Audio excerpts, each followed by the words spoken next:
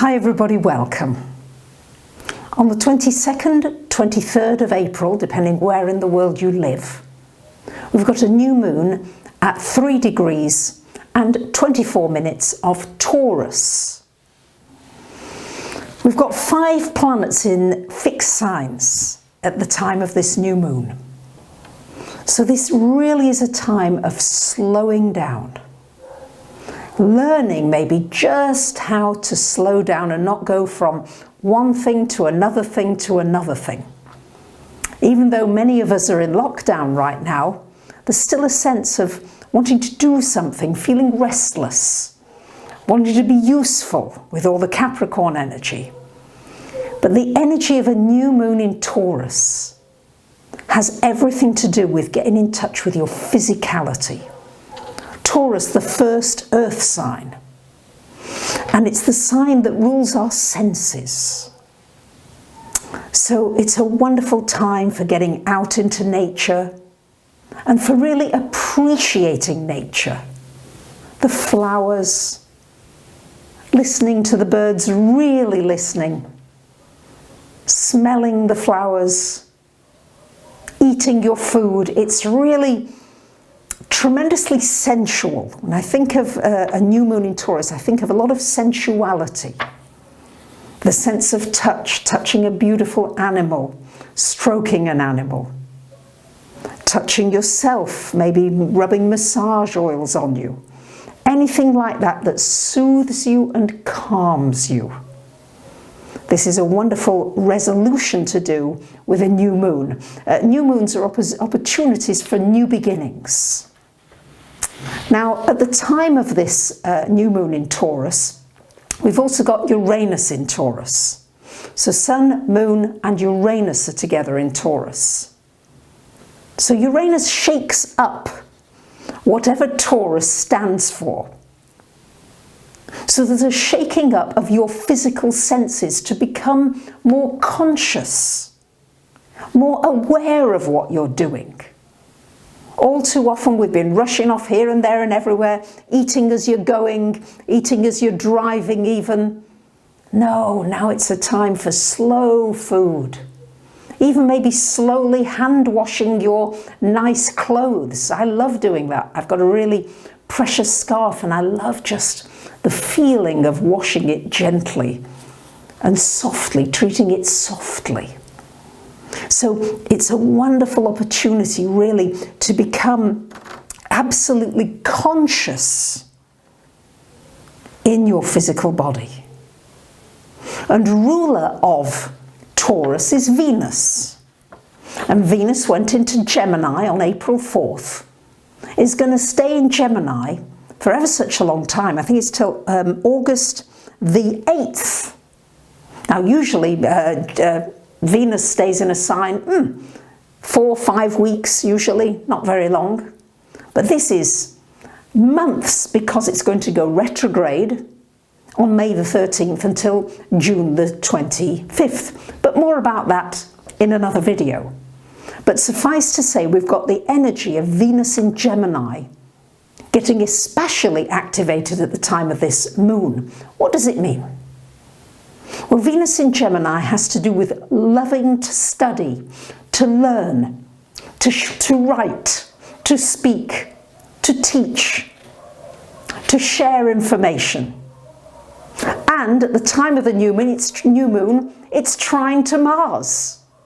So a wonderful time for groups online. Mars is in Aquarius, so maybe new technologies coming online that make our communication even easier. I think many of us can expect to be doing more online, and I think the Venus retrograde especially will have us maybe reevaluate, because Taurus to do with values, shake up of values. What can I learn? Maybe new modes of learning. Now, Venus in Gemini ruling the hands. So good time to be making things, learning how to make things, maybe teaching others how to make things. I could really do with somebody doing my hair.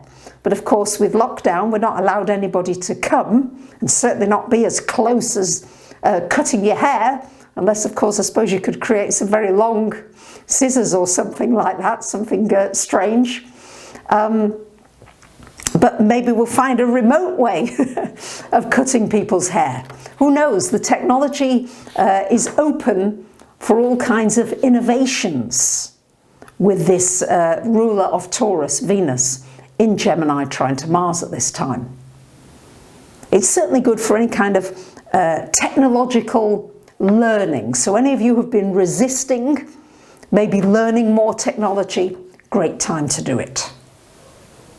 Now, the challenging aspect at the time of this new moon is the fact that Sun, Moon and Uranus are all square to Saturn. It's a wide square, but nonetheless we better start getting used to this square, because next year, pretty much all of next year, it's going to be very strong.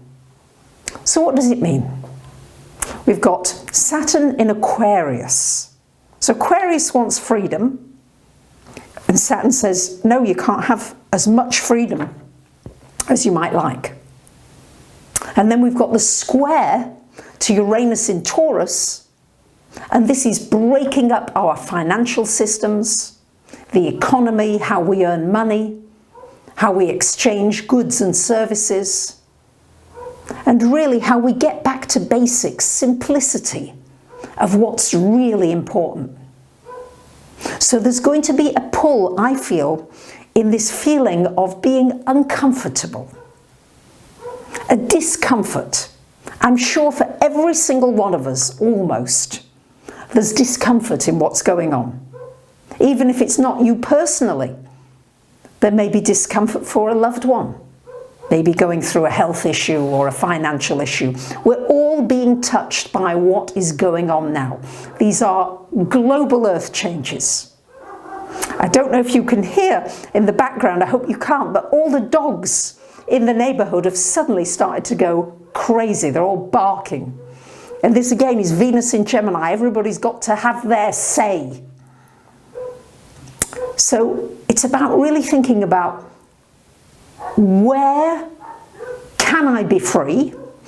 And what do I have to accept right now where I'm not free? So it's this sense of being aware of where you've got power and being aware of surrendering to where you don't have so much power.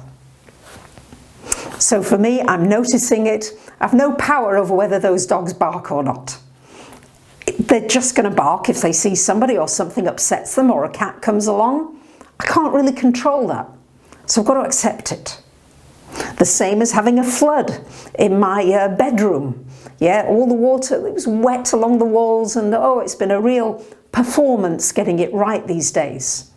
And there's been quite a lot of discomfort in it. Big part of me wanted to rush back to Athens, but no, that's not an option now either.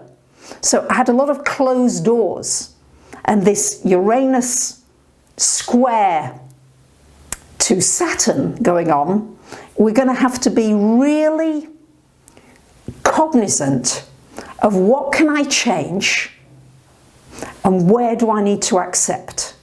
And I think there's going to be a really fine balance in that. There's going to be some social unrest for sure. I think that's coming. That will be indicated by that aspect. Certainly more upset of financial markets, but also some new solutions coming through. Maybe a universal wage where everybody is entitled to the very basics, the food, the shelter.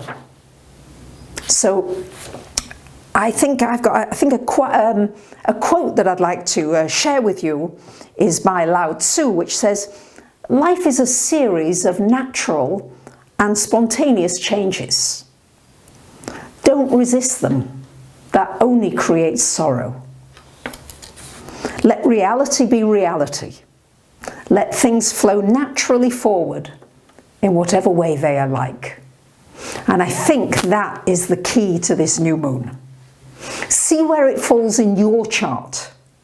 For me, it's in my 11th house to do with groups, communities.